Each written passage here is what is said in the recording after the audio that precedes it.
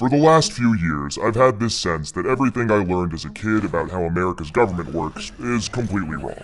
But I had no idea how bad things actually were until I saw this one graph. Researchers at Princeton University looked at more than 20 years worth of data to answer a pretty simple question. Does the government represent the people? Now, this is what they found.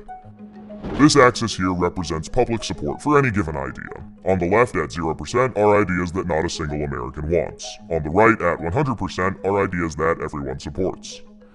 This axis represents the likelihood of Congress passing a law that reflects any of these ideas, from a 0 to a 100% chance. On this graph, an ideal republic would look like this.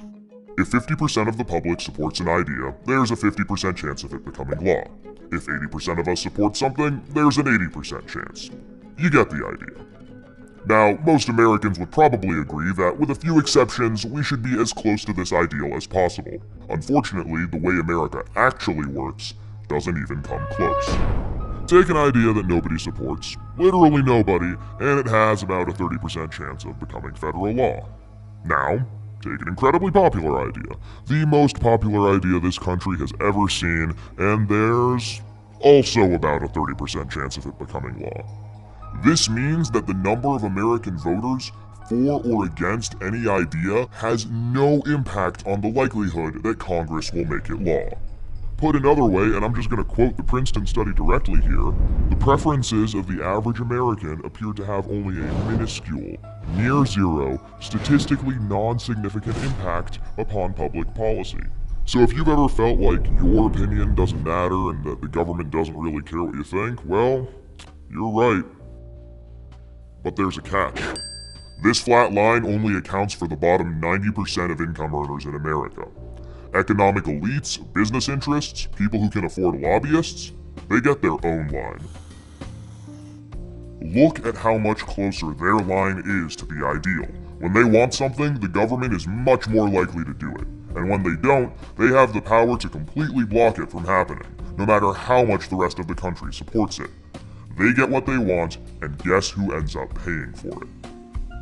We pay for it with the most expensive healthcare in the world. We pay for it with a tax code that's a complete mess. We pay for it with internet that's slower and more expensive, with wasteful spending, a floundering education system, a catastrophic drug war, and 1 in 5 American children born into poverty. Almost every major issue we face as a nation can be traced back to this graph. How does this happen? Well, just follow the money. Right now, it's perfectly legal to buy political influence in America. Here's how it works. Let's say a big bank wants a law that would force taxpayers to bail them out again if they repeat the exact same reckless behavior that crashed the global economy in 2008. Not exactly the most popular idea with the public, and Congress knows that. That should be the end of it. But that's where the money comes in.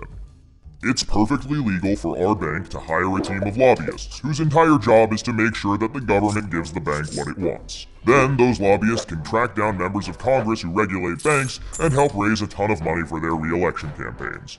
It's perfectly legal for those lobbyists to offer those same politicians million-dollar jobs at their lobbying firm. Then, those lobbyists can literally write the language of this new bailout law themselves and hand it off to the politician they just buttered up with campaign money and lucrative job offers.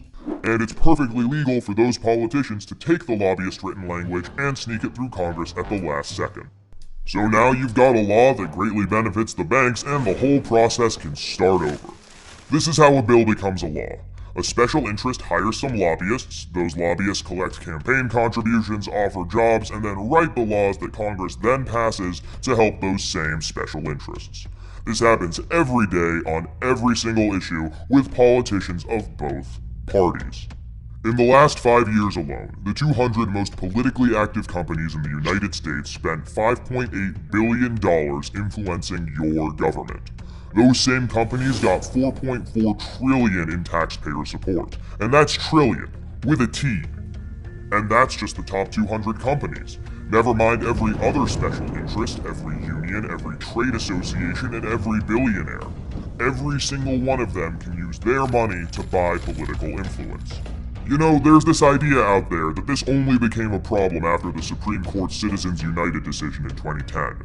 But the data goes back almost 40 years, and the results are clear. Corruption is legal in America. And as long as it is, anyone who can spend money to buy political influence will. The solution here isn't rocket science. Make corruption illegal.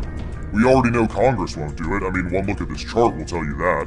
What we need is a plan that lets us go around Congress and do what the American people do best. Fix this mess ourselves.